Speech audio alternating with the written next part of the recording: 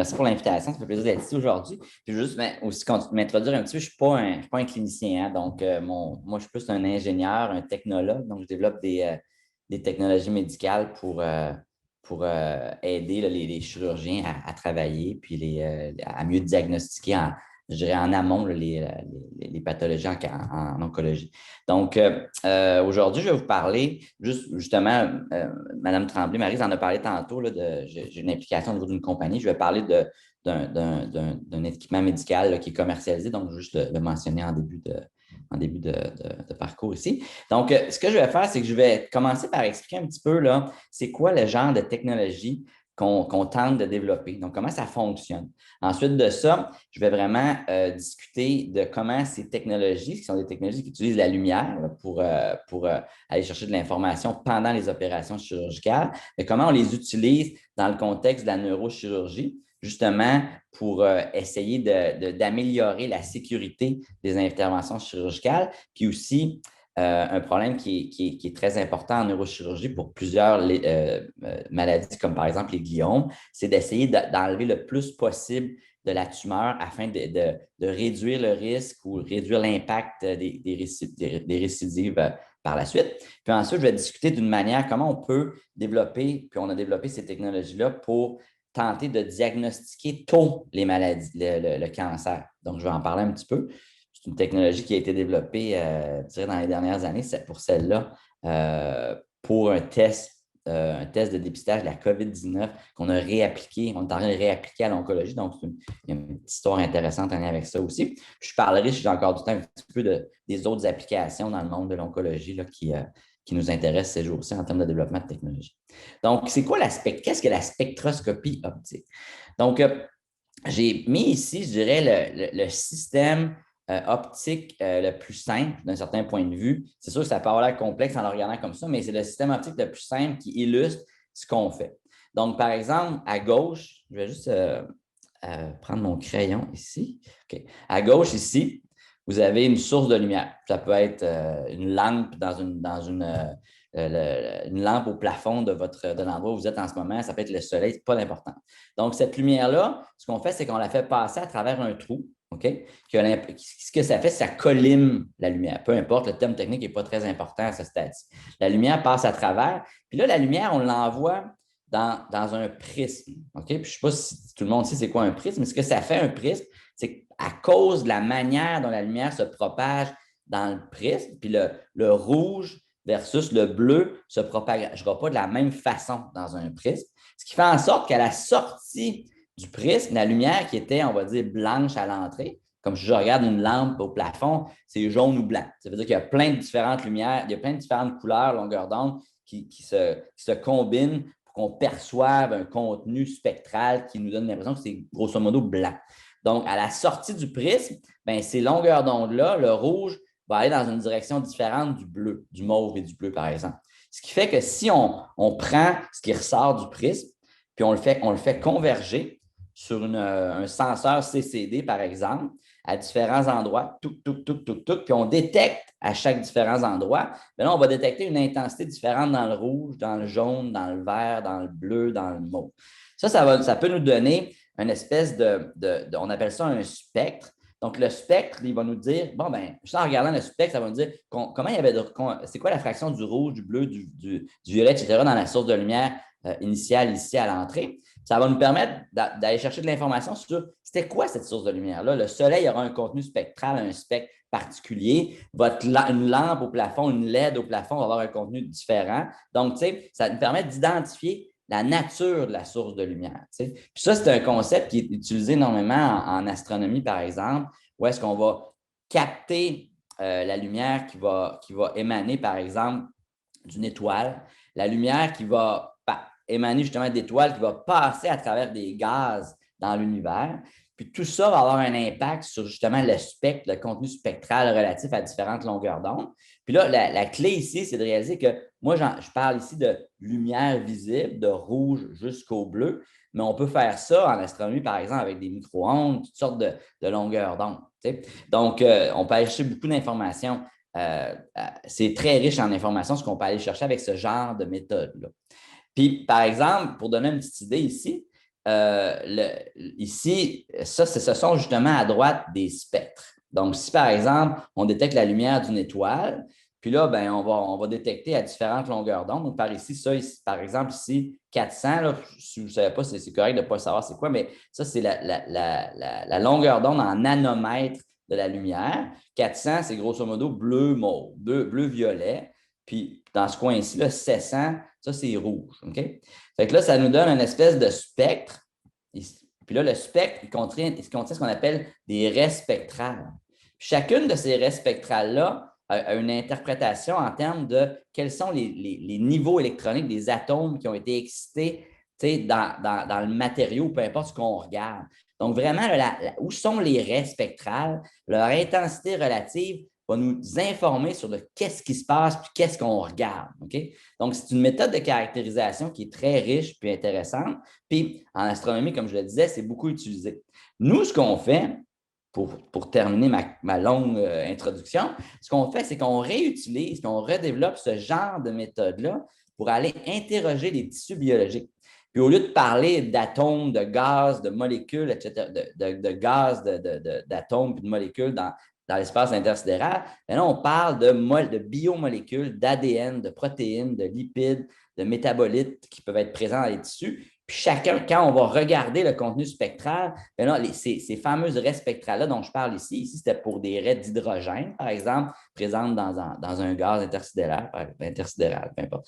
Puis là, ça va être, les raies spectrales vont dire, bon, mais y a-t-il un gros contenu de protéines, un gros contenu de lipides, un gros contenu d'ADN? Sachant que, par exemple, une signature de cellules cancéreuses qui se prolifèrent à grande vitesse, par exemple, puis qui n'ont pas de difficulté à évoluer puis à croître dans un milieu comme dans le cerveau, par exemple, dans le cas d'une tumeur, un gliome, par exemple, bien, il pourrait y avoir un plus grand contenu d'ADN. Donc, si on regarde des raies spectrales associées à l'ADN, on pourra utiliser cette quantité-là pour caractériser le tissu puis dire, bon, est-ce qu'il s'agit de cancer, d'une tumeur ou il s'agit de cerveau normal, par exemple.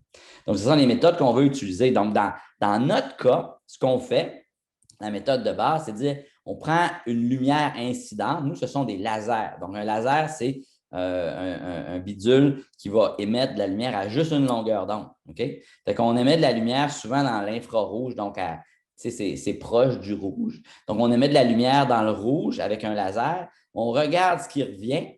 Puis c'est ce qui revient qu'on réinterprète en termes de contenu moléculaire pour faire une prédiction à l'aide, vous allez voir tantôt, à l'aide de l'intelligence artificielle, faire une prédiction. C'est quoi qu'on regardait? S'agit-il d'une tumeur franche? S'agit-il de cerveau normal, de matière blanche, de matière grise?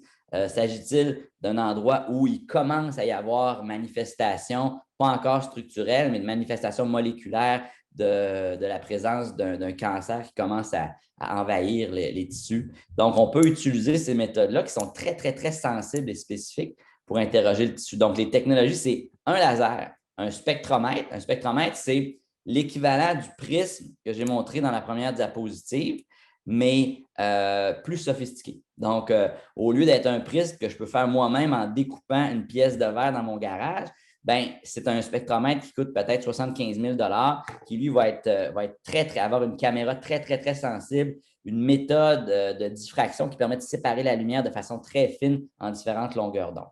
Donc, et d'autres composantes optiques. Donc, puis ça, justement, ça nous permet d'aller identifier les molécules organiques principales, l'eau, les sels, par exemple, des lipides, des protéines, des acides nucléiques, ADN, ARN, puis d'autres substances qui peuvent être présentes dans le corps humain. Puis, pour un petit peu là, capturer, je sais que ces diapos-là sont très occupés, là, il y a beaucoup de choses. Regardez pas à droite, j'avais voulu juste montrer la première au départ, là. Mais à gauche, si on regarde l'image de gauche, bien, ça capture un petit peu l'idée en arrière de tout ce qu'on fait. Donc, en haut à gauche ici, ce qu'on fait, nous, dans notre laboratoire, c'est qu'on développe des technologies. Ça va être des technologies qui peuvent être des instruments qui peuvent être comme des crayons, qui peuvent être pris par les chirurgiens dans leurs mains. Ils peuvent aller interroger le tissu et aller chercher justement des spectres du tissu. Pouf, pouf, pouf. Puis en arrière de ça, il y a un algorithme d'intelligence artificielle qui réinterprète le spectre comme qu'est-ce qu'il y a là? Est-ce que c'est du cancer? C'est pas du cancer? Est-ce que c'est un cancer invasif? Qu'est-ce qui se passe? Bien, ça, on peut le faire. Puis ça va jusqu'à des technologies intraopératoires comme ça qui interrogent live, en temps réel, le tissu, jusqu'à des techniques plus de microscopie, où est-ce que là, on va utiliser des tissus qui ont déjà été prélevés durant les opérations chirurgicales ou bien des biopsies. OK? Puis là, on va regarder les spectres associés à ces tissus-là, puis on va tenter d'établir une corrélation entre ce qu'on voit et quelque chose d'autre. Quelque chose d'autre, ça peut être, bon, OK, les pathologistes, quand ils prennent un échantillon de biopsie, ils vont regarder, ils vont mettre le tissu sur une lame. Parfois, ils vont le colorer en termes de avec différents marqueurs. Ils vont regarder ça, ils vont faire un diagnostic. OK, bon, ben, ça, c'est un cancer de tel grade, c'est un méningiome, c'est un choix-mieux. C'est ça, ils vont être capables de dire de quoi on parle.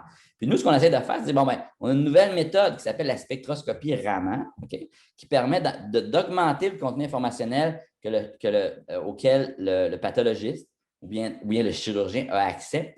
Puis là, on va essayer de complémenter ce qu'ils vont être capables de dire sur le tissu. Dans le cas du pathologiste, ça peut être quelque chose du genre, OK, j'étais capable de dire que c'était une tumeur de grade 3, mais je ne sais pas, je vais essayer un traitement X, Y ou Z en termes de chimio ou de radiothérapie, mais je ne suis pas sûr que la tumeur va répondre. Okay? Mais nous, ce qu'on essaie de faire, c'est faire en sorte qu'on peut réinterpréter notre signal en disant, ah, on a entraîné un algorithme qui permet de regarder dans les spectres des cellules et de dire, bon, ben, ce cancer-là, même si vous ne le savez pas encore basé sur les technologies existantes, nous, on peut vous dire qu'il ne répondra pas à tel type de chimio. Non, il ne sera pas radiosensible. C'est ça l'idée du futur, de dire, bon, ben, une nouvelle information, est-ce qu'on peut personnaliser le traitement avec ces approches-là de manière à rendre le traitement le plus tôt possible, le plus efficace possible pour minimiser le temps que le patient va passer d'une certaine manière dans le système de santé, puis aussi améliorer les chances la durée de vie, les chances de survie dans le cas des maladies qui pourraient requérir justement des traitements expérimentaux, par exemple, qu'on pourrait déterminer qui sont bénéfiques. Donc on développe des technologies pour ça. Ensuite de ça, comme je disais tout à l'heure, ben, on obtient des espèces de spectres. Okay? Puis c'est chacune des molécules typiques qu'on rencontre dans les tissus, comme certains sucres, des lipides, des protéines, l'ADN, ont des spectres particuliers. Puis quand on regarde un tissu, c'est un mélange de ces spectres-là ici. C'est assez complexe comme information, donc on a besoin de développer des méthodes d'intelligence artificielle qui permettent de prédire la pathologie. C'est-tu cancer ou est-ce que c'est normal, par exemple, ici? Puis on a développé, aujourd'hui, je parle plus du cerveau, mais on a développé des approches pour le diagnostic du poumon, la biopsie du poumon, pour guider la biopsie du poumon. On vient de publier un petit article aussi pour montrer qu'on est capable de détecter je dirais le cancer de l'ovaire dans un milieu très hétérogène associé, par exemple, dans les ovaires, dans l'endométrium, dans plusieurs sites. Ensuite de ça, on fait aussi pour la prostate. On a un gros programme de prostate aussi pour guider la prostatectomie, aider le placement des capsules de radioactives là, pour le traitement, puis aussi le cerveau. Cancer du sein aussi, qu'on a un programme assez développé. Puis plus récemment, on développe des techniques pour imager les biofluides. Donc, par exemple, l'idée ici, c'est de dire, bon, ben, OK, on peut regarder le sang d'une patiente ou d'un patient, la salive, l'urine, puis est-ce qu'on peut coupler nos méthodes avec l'intelligence artificielle pour prédire quelque chose? Puis ce quelque chose-là, ça pourrait être, puis là, on a fait une preuve de concept dans le labo, on détecte par exemple l'infection de la COVID-19 dans la salive avec ces méthodes-là. Puis est-ce qu'on pourrait prédire tôt, par exemple, le cancer de l'ovaire? Ça pourrait être intéressant parce que souvent, le cancer de l'ovaire est pris très tard pour le traitement. Donc, on pourrait avoir un impact à ce niveau-là. Donc, ça, c'est une chose sur laquelle on travaille. Même chose pour le cancer du cerveau. Donc, comme je disais, il y a plusieurs applications pour ces techniques-là. Puis nous, notre rôle, c'est de les réadapter à différents contextes. Si on a besoin de les utiliser pour la chirurgie, on a développé des approches pour la chirurgie, pour guider la biopsie, pour aider la résection de tumeurs. En pathologie, c'est plus pour le diagnostic, le pronostic des patients. Donc, c'est le genre de technique qu'on développe. Puis, je voulais juste donner un exemple ici, puis je dirais que je dirais que ça, c'est l'implémentation la plus simple de notre technologie. C'est-à-dire qu'on a un laser, OK, qui avec une fibre optique couplée à une espèce de bout de métal qui va faire en sorte que tout ça, là, tout ça va être capable de faire en sorte que la lumière va converger à quelque part sur le tissu. Puis il y a une fibre optique qui envoie une lumière sur le tissu ici. La lumière est émise, elle est recollectée à travers des lentilles, à travers des micro-lentilles dans la fibre, dans la sonde, c'est une espèce de crayon optique. La lumière revient, elle va passer à travers ce fameux spectromètre-là ou ce genre de prisme sophistiqué-là ici. La lumière est séparée en couleurs, on la détecte sur une caméra CCD. Puis là, il y a un traitement qui est fait à ça afin de montrer le spectre. Mais le spectre, souvent, c'est absolument aucun intérêt pour les praticiens de la médecine, les pathologistes, les radiologues ou les chirurgiens. Donc, nous, ce qu'on fait, c'est qu'on développe, on transforme ce spectre-là en une prédiction. Souvent, c'est dichotomique, ça va être cancer, pas cancer. Ça peut être plus sophistiqué aussi. Donc, ça, c'est l'idée des technologies. Puis, dans le cas du cancer du cerveau, on l'a développé justement on a développé une espèce de crayon optique à travers une compagnie qui s'appelle ODS Medical, dont je suis le fondateur. Puis maintenant, ça s'appelle Reveal Surgical. Donc, on a développé cette technologie-là pour des applications de guidage en neurochirurgie. La technologie, en ce moment, elle est mon collègue Kevin Petrika de l'Institut de neurologie de Montréal qui est un autre cofondateur de la compagnie, l'a utilisé dans plus de, mon Dieu, dans, je pense, plus de 200 patients depuis 2014 ou quelque chose comme ça. Puis plus récemment, au départ, il utilisait le système académique du laboratoire. Puis plus récemment, il utilise le système de la compagnie. Donc, le principe à la base de ces techniques-là est le suivant. Donc, on va, par exemple, dans ces centaines de patients-là, que nous avons, qui nous ont permis d'amasser des données, bien, on a pu développer un modèle d'intelligence artificielle. Donc, c'est comme, d'une certaine manière, c'est comme si on a dit, OK, on est en mesure, à travers ces études cliniques-là, de prendre des spectres pour, je vais simplifier, tissu normal, tissu cancer, dans des centaines de patients. On a entraîné un algorithme mathématique pour produire un modèle de détection du cancer auquel on a montré ça, c'est du cancer, ça, c'est normal. Ça, c'est du cancer, ça, c'est normal. Ça, c'est du cancer, ça, c'est normal. Puis on lui a montré ça des centaines et des centaines de fois. Puis l'algorithme est devenu capable de prédire le cancer automatiquement durant les procédures chirurgicales par la suite. Donc, c'est ça l'idée, c'est qu'il y a eu une phase d'entraînement où on a dû solliciter la participation de nombreux patients affectés de cancer du cerveau. Ces patients-là nous ont permis de développer le modèle mathématique qui maintenant est utilisé dans un outil chirurgical réel. Ici, cette diapo-là, c'était plus que pour expliquer qu'est-ce que ça veut dire faire l'intelligence artificielle dans nos projets, plus spécifiquement l'apprentissage machine. Mais le temps file, puis je vais juste passer. Si jamais vous avez des questions à ce sujet, ça me fera plaisir. C'est assez quand même technique, là. Puis, en ce moment, le système de la compagnie qui a été développé par la compagnie en collaboration avec Kevin Petrika, bien, il est utilisé à Mount Sinai à New York par un neurochirurgien là-bas. Puis là, l'idée, c'est ça qui est intéressant, c'est quand on développe des outils médicaux, on peut avoir un ou une chirurgienne qui va l'utiliser avec un ingénieur comme moi.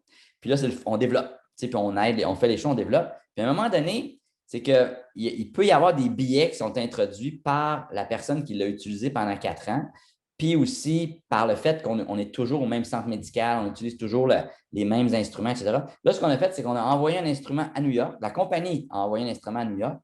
Le chirurgien l'a utilisé jusqu'à présent dans au moins 25 cas. Ce qu'on démontre, c'est que de façon indépendamment de tout ce qu'on a fait à Montréal dans les dernières années, le chirurgien est capable de détecter le cancer avec l'outil, mais avec le modèle mathématique qui a été entraîné à Montréal. Fait que ça peut avoir l'air bête, là, mais pour nous, là, comme développeurs d'instruments médicaux, c'est comme excusez-moi l'expression anglaise, mais le Holy Grail. On est capable, OK, bon, on a été capable de démontrer que notre outil, il ne fonctionne pas juste en vase clos à Montréal avec nos patients, notre neurochirurgien, notre système académique. Il fonctionne à New York, c'est comme indépendamment, aussi bien, avec un modèle mathématique qui est entraîné ici. Fait que ça, c'est ça. Donc, puis ce modèle-là, justement, là, je ne veux pas aller dans les détails, mais on l'a développé justement avec le système commercial. On a fait beaucoup de patients avant avec notre système académique, mais on a développé sur plus de 60 nouveaux patients dans les 2 dernières années. Donc, on a, je dirais, la population qu'on a pu capturer. Là, on a des méninges, on en a parlé tout à l'heure avec le docteur Mathieu. Là, il y a des méningiomes, des grades 1, grade 2, méningiome aussi, mais il y a beaucoup, beaucoup de grades 3 et 4, plus des glioblastomes, gliomes, glioblastomes, astrocytomes. Donc, on est capable puis on a beaucoup de métastases aussi. Donc, on est quand même capable de capturer, de certaine manière, l'étendue de ce qu'on peut retrouver en termes de lésions du cerveau pour lesquelles pourrait être utile l'instrument. Donc, méningiométastase, gliome, par exemple. On a aussi une sous-population de nos échantillons qui est associée à du tissu, on va l'appeler ici invasif, c'est-à-dire des régions du cerveau qui ne sont pas associées à du cancer franc. Puis là, je m'explique. C'est ça parce que c'est comme une clé importante de tout ça. C'est que la résonance magnétique, par exemple, qui est je dirais, combiné à la neuronavigation, l'étalon standard pour vraiment guider la neurochirurgie, bien, pour beaucoup de tumeurs, ne sera pas capable de capturer l'étendue totale de la tumeur. Donc, on va voir, il y aura du contraste à certains endroits, mais ce qu'on sait, par exemple, des glioblastomes, des gliomes, même de plus bas grade, c'est qu'ils sont invasifs, c'est-à-dire qu'on ne sera pas capable de tout retirer, le neurochirurgien ne sera pas capable de tout retirer l'étendue tumorale, fait qu'ils peuvent avoir tendance à revenir, spécialement pour les glioblastomes.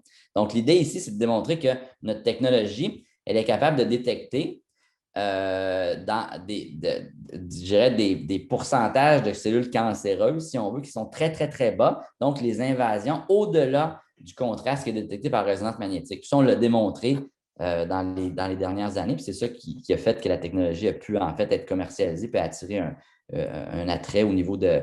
On a été capable de gérer la chute du financement, etc., etc. C'est qu'on est capable d'aller d'une certaine manière au-delà de la résonance magnétique. Puis, on a aussi démontré que nos spectres capturent en termes de contenu moléculaire, lipides, protéines, acides aminés, ADN, ARN, est capable de capturer des aspects ou de nous démontrer vraiment la biochimie du cerveau. Donc, nos modèles d'intelligence artificielle, ce ne sont pas des boîtes noires. Donc, on est vraiment dans une ère en ce moment où la FDA, par exemple, est en train je dirais, de sculpter ces guidelines pour comment elle va traiter dans les appareils médicaux émergents l'intelligence artificielle pour pouvoir suivre son évolution, l'évolution des modèles, puis aussi comment on fait pour rendre sécuritaire puis efficace l'intelligence artificielle en médecine. Puis nous, ben, une façon qu'on le fait, c'est vraiment d'assurer que quand on produit un modèle, on est capable de dire, bon, ben, ce modèle-là, qui permet de détecter les méningiomes durant la chirurgie, ben, il le fait à partir de 6 bandes spectrales qui sont associées à, mettons, la phénylanaline, qui est un acide aminé donné, qui est associé à une bande qui est typiquement associée à l'ADN, par exemple. Donc, c'est vraiment c'est informé, donc ce n'est pas un contenu qui n'est pas une boîte noire. Ça, c'est très important pour le futur de l'intelligence artificielle en médecine. Puis ce qu'on démontre, en fait, sur ces nouvelles études-là, c'est qu'on est capable de détecter le cancer à plus de 90 d'efficacité. C'est un chiffre, 90 il y a beaucoup de subtilité autour de ça. Probablement qu'on est capable de faire mieux que ça, mais avec toutes les contraintes qu'on s'est données au niveau du développement d'un instrument médical, le tester indépendamment dans un autre centre médical, etc., bien, c'est grosso modo le chiffre que ça nous donne pour l'instant. Le système est en développement en collaboration avec la compagnie Medtronic puis Reveal Surgical. Puis, Madame Tremblay, est-ce que vous pouvez me dire combien il me reste de temps? Je n'ai pas mon téléphone à côté de moi, puis je ne vois pas l'heure sur mon ordinateur. Là, je dirais, là, il est 10h35 sur mon téléphone. Donc, OK. vous avez commencé, je pense, à 10h et quelques. OK, bon, ben, je pense que ça il me reste du temps. Parfait. Oui, c'est bon. Oui, tout à fait. Merci. Puis, tu sais, on a développé ces approches-là pour guider la chirurgie en neurochirurgie. Donc, je disais tantôt, l'idée, c'est 2 choses. C'est d'en enlever le plus possible pour pouvoir, parce qu'on sait que maximiser le volume de tumeurs resséquées a souvent un impact positif sur la survie des patients. Puis aussi, on veut être capable, en neurochirurgie, le docteur Mathieu en a parlé tantôt, on va être capable d'améliorer la sécurité des procédures. Si notre outil, par exemple, va permettre à un chirurgien ou une chirurgienne d'être un petit peu plus agressif, de dire, bon, ben OK, je suis capable de voir un petit peu, là, est-ce que ça, il s'agit de quel type de tissu? OK, là, je peux me permettre d'aller en enlever un petit peu plus à cet endroit-là. Là, moi, c'est une approche très ingénieure. Hein, je suis très. Fait que, tu sais, c'est ça aussi, c'est-à-dire améliorer la sécurité et l'efficacité des opérations. Donc, c'est ça. Puis, ça, c'est vraiment la chirurgie. Donc, on a développé ces outils-là. C'est intra-opératoire, c'est rapide, c'est sécuritaire, tout ça. Mais là, ces méthodes-là, il y a un contenu informationnel moléculaire très grand. Puis couplé à l'intelligence artificielle, ça donne un gros potentiel de faire d'autres choses. Donc, on s'est dit, OK, est-ce qu'on ne pourrait pas redévelopper ça dans un contexte plus, je dirais, microscopique, comme je disais un petit peu plus tôt, qui serait plus compatible avec le plan de travail des pathologistes, parce qu'on sait qu'on est capable de leur donner plus d'informations rapidement que ce qu'ils ont déjà. Puis la contrainte, je pense que vous l'avez peut-être compris déjà, c'est je dirais, le mot opérationnel, c'est intelligence artificielle, apprentissage machine. Puis avec ça, vient beaucoup de défis quand même. Puis je vais juste le mentionner ici maintenant, c'est que contrairement aux approches de diagnostic moléculaire standard où on va, par exemple, regarder un marqueur fluorescent associé à une protéine donnée, à un récepteur sur une cellule donnée, ben nous, c'est comme on regarde, il n'y a pas de marqueur spécifique. Donc, ce qu'on fait, c'est que c'est l'intelligence artificielle qui va nous dire de quoi il s'agit. Mais ça requiert de nous qu'à chaque fois qu'on veut déployer une application, il faut qu'on entraîne un algorithme. Ça peut vouloir dire d'aller chercher des centaines d'échantillons pour enseigner au modèle à voir ce qu'on veut qu'il voit. Donc, ça, c'est notre approche. C'est une bonne approche. Elle peut fonctionner dans plein de contextes, puis elle est vraiment sous-exploitée en ce moment en médecine, puis on est en train de faire en sorte qu'elle ne le soit plus. Mais la contrainte, c'est qu'à chaque fois, ça requiert beaucoup d'efforts au niveau, par exemple, des protocoles éthiques, du personnel pour aller chercher les échantillons. Puis, tu sais, il y a un gros travail à faire en amont là, pour entraîner les modèles.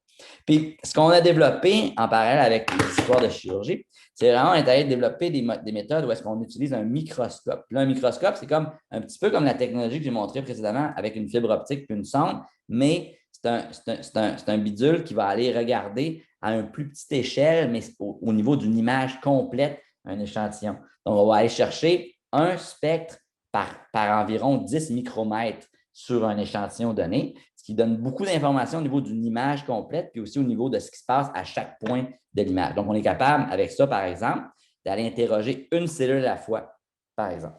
Donc, on a développé tout ce plan de travail-là, puis on a démontré dans différents contextes qu'on est capable, par exemple, de détecter des choses que la médecine standard ne peut pas détecter en ce moment. Comme par exemple, dans le cas du cancer de la prostate, il y a comme une espèce de, quand les pathologistes vont regarder, vont tenter de faire un diagnostic, il y a une variété de cancer de la prostate qui s'appelle, on va le dire en anglais là, parce que je ne suis pas sûr de capable de le dire en français, c'est intraductal carcinoma of the prostate, qui est très difficile à séparer du cancer, on va dire standard, si on veut. Donc là, ce qu'on a démontré, c'est que notre méthode, couplée aux méthodes standards de pathologie, permet de détecter de façon non ambiguë s'il s'agit justement d'un IDCP, cette variété-là. Puis là, ce n'est pas très important la spécificité de ce que je parle en ce moment au niveau de quelle maladie on détecte, mais l'idée, c'est de dire que est-ce qu'on peut réimplémenter ça à d'autres contextes? Comme par exemple, est-ce qu'on peut améliorer le diagnostic, ça peut être au niveau du cancer du cerveau, mais ça peut être aussi d'utiliser ces méthodes microscopiques-là pour d'autres applications. Fait que vous pouvez imaginer, par exemple, qu'on pourrait, au lieu de regarder du tissu, on pourrait regarder le sang d'une patiente.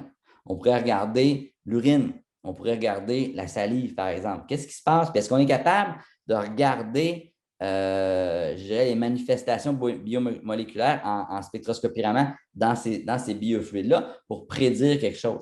Donc, nous, ce qu'on veut faire à terme, c'est être capable de dire, bon, est-ce qu'on est capable, par exemple, de dire, si on regarde le sang d'un patient, puis on rajoute notre bidule Raman avec les tests standards actuels, les tests sanguins standards, puis on fait passer un ramen au sang, un ramen à l'urine, un ramen à la salive. Parce qu'on est capable d'extraire plein de choses. On pourrait dire, bon, mais OK, ce patient-là, susceptible au cancer de la prostate, une variété particulière, je ne sais pas.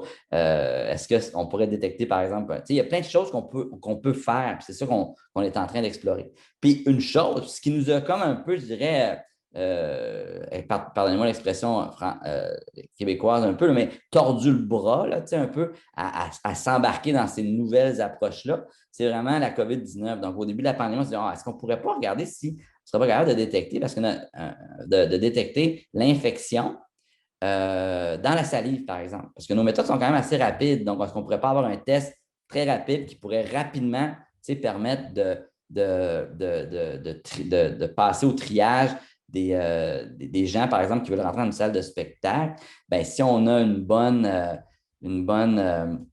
un faible taux de faux négatifs, on pourrait facilement imaginer que notre méthode pourrait permettre de seulement faire entrer des gens qui sont négatifs à la COVID dans une salle, par exemple. C'est l'application qu'on a considérée. Là, on a tout développé, puis ça a été des efforts assez énormes là, durant la première année de la pandémie. On a tout développé les protocoles qui nous permettaient facilement de collecter de la salive d'un ou d'un individu. Ensuite de ça, de la traiter rapidement pour la mettre sur une lame afin d'être capable de l'interroger avec notre microscope. Puis, on est allé chercher, attendez-moi un instant, je ne me rappelle plus des chiffres, là, mais on est allé chercher plus de 500 échantillons contrôle dans une clinique de dépistage de la COVID à Pointe-Saint-Charles. De ça, on est allé chercher une quarantaine d'échantillons positifs de la COVID. On a ramassé, ce n'est pas indiqué ici, on a ramassé 70 autres échantillons positifs au CHUM à l'hôpital. Puis là, on a traité un sous-ensemble de ces données-là pour voir si on était capable de détecter la COVID. Donc, on a développé une méthode qui permet d'aller interroger la salive avec le microscope. On a découvert un petit peu là, quel était on a travaillé sur l'interprétation de notre signal en termes de différentes molécules, si on veut. Puis après ça, on a fait une espèce d'échantillonnage, un sous-échantillonnage de nos données pour assurer qu'on n'introduit pas de biais en termes d'âge, de sexe, des symptômes des patients, les comorbidités. Puis ensuite de ça, il a fallu qu'on développe un nouvel algorithme d'intelligence artificielle appliqué à la microscopie. Si je n'en parle pas, c'est assez technique, là. Puis on a démontré dans ce contexte-là qu'on était capable de détecter la COVID dans la salive avec environ, grosso modo, là, 80% d'efficacité. Donc, on n'est pas dans les courbes qui sont aussi, en tout cas pour un scientifique comme moi, là, impressionnantes que ce qu'on obtient en détection en chirurgie, dans nos applications chirurgicales, mais on sait pourquoi on a moins des bons résultats. Puis là, on s'affaire justement à développer un petit bidule portatif qui va permettre de rapidement imager. Ce n'est pas un microscope. Un microscope, il coûte 400 000 fait que ce n'est pas pratique pour une salle de spectacle, ou même pour le gouvernement d'acheter aux frontières. Mais ce qu'on veut faire, c'est un petit bidule vraiment simple qui va interroger les gouttes de salive une à la fois très rapidement. Puis ça, on est en train de le développer. Puis là, on pense que ça va mieux fonctionner. On a développé des approches là, un petit peu plus efficaces. Puis l'idée, c'est où est-ce qu'on s'en va avec ça? C'est qu'en parallèle, on développe des tests, comme je disais un petit peu plus tôt, où est-ce qu'on va regarder, on va réappliquer cette méthodologie-là pour faire du dépistage de cancer tôt. Fait que là, je n'en parle pas trop parce que les projets sont assez naissants, mais si vous avez des questions, ça me fera plaisir d'y répondre. Puis, en terminant la présentation, je vais juste montrer certaines autres applications technologiques sur lesquelles on a travaillé. Comme par exemple, si j'ai un peu caché la chirurgie, mais l'idée, c'est qu'on a intégré aussi nos fibres optiques dans un robot chirurgical de la compagnie Intuitive Surgical. Puis là, l'idée, c'est que la compagnie maintenant travaille avec Reveal Surgical pour vraiment faire en sorte qu'il y ait un produit qui soit intégré et développé dans le robot pour vraiment, de façon simple, interroger le tissu pendant la chirurgie. Ici, c'est pour les prostatectomies radicales pour assurer qu'il n'y a pas de marge qui sont cancéreuses qui sont laissées après la chirurgie. Puis aussi, pour améliorer la sécurité, par exemple, éviter de couper des nerfs ou d'avoir un impact sur les nerfs durant ce type de procédure-là.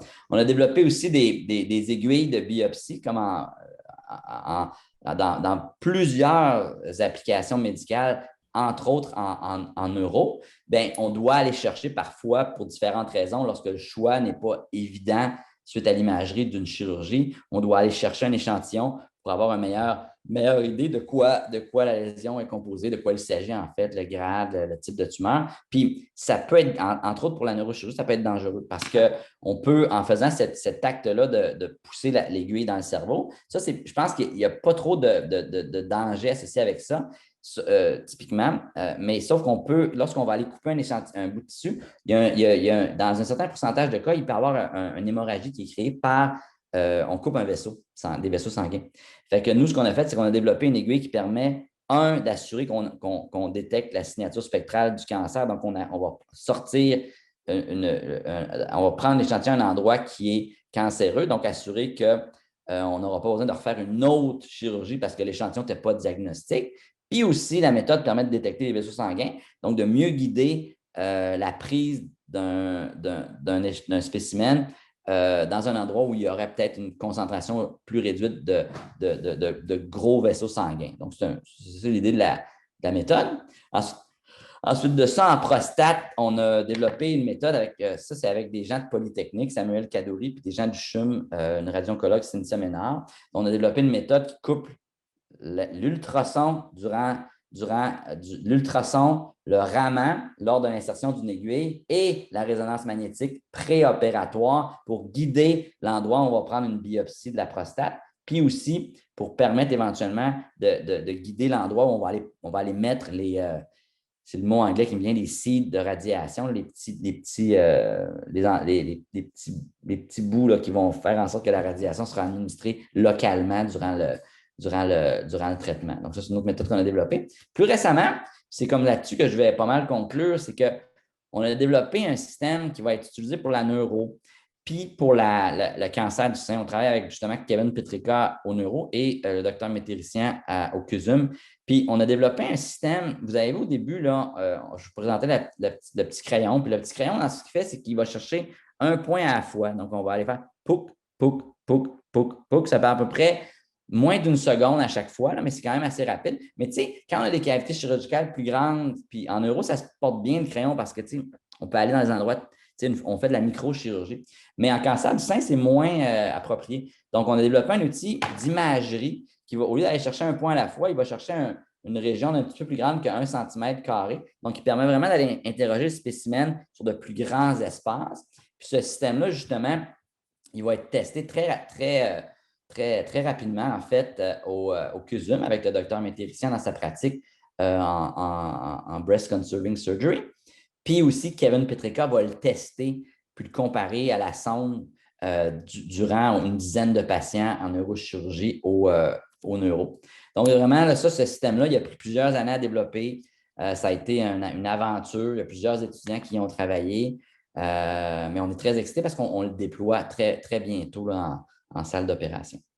Donc, ici, c'était juste une diapo. Souvent, pour faire nos preuves de concept, on utilise des tissus d'épicerie parce que le contenu, souvent, ne change pas beaucoup. Il n'y a pas de vaisseau sanguin puis de sang, ce qui est un facteur très important dans nos études. Mais souvent, on va valider nos études sur des. Puis ici, c'était juste pour démontrer qu'on est capable, ce qu'on a démontré, puis c'est clé, c'est que quand on change d'instrument, comme par exemple, quand on prend le système grand champ que je viens de montrer, les aiguilles de biopsie, la sonde, le microscope à la limite parfois, c'est tous des instruments qui sont différents. Puis donc, on peut s'attendre que le signal pour le même tissu biologique peut être différent parce qu'il y a plein de composantes. Nous, ce qu'on a démontré, c'est qu'on a démontré que nos méthodes de calibration du signal nous permettent, par exemple, de prendre un modèle qui est entraîné au neuro, puis de le réappliquer avec la sonde, de le réappliquer sur le système grand champ, une pixel à la fois, puis ça fonctionne. C'est un petit peu la même histoire que je disais tantôt. Kevin Petrika a entraîné un modèle au neuro pour détecter le cancer. Il l'a mis sur un ordinateur, on l'a envoyé à New York avec un nouveau système, puis il marche à New York. Et ça, j'insiste un peu, mais c'est comme pour un ingénieur, un technologue, quelqu'un qui développe des technologies médicales comme moi, ça, ce n'est pas quelque chose qui est facile à faire. C'est comme l'affaire qui est oh my God, le step est énorme. Donc, c'est ça qui permet de faire en sorte qu'on a de l'espoir quant à comment je dirais ça, la réalisation concrète que nos efforts vont servir le patient. T'sais. Parce que des études cliniques sur 10 patients, c'est très intéressant dans un journal scientifique, mais si ça ne sert pas, moi, personnellement, c'est pas, mon but, c'est que ça serve. Donc, ça, ces avancées-là au niveau de la compatibilité des systèmes, c'était déterminant dans nos. Oups, j'ai perdu mon écran. Désolé. Ici, comme ça. OK. Donc, c'est ça. Donc, ça clôt la partie, je dirais, scientifique de ma présentation. Je voulais juste, en terminant, le remercier mes collègues cliniciens qui sont impliqués dans les différentes études, puis mon équipe à droite ici, qui sont les chercheurs postdoctoraux, les étudiants gradués à la maîtrise du doctorat, les chercheurs professionnels, puis les étudiants au baccalauréat qui ont des projets de recherche dans le laboratoire, ainsi que les institutions qui ont financé tout ce que je viens de décrire. Donc, merci beaucoup de m'avoir écouté. Je vous remercie.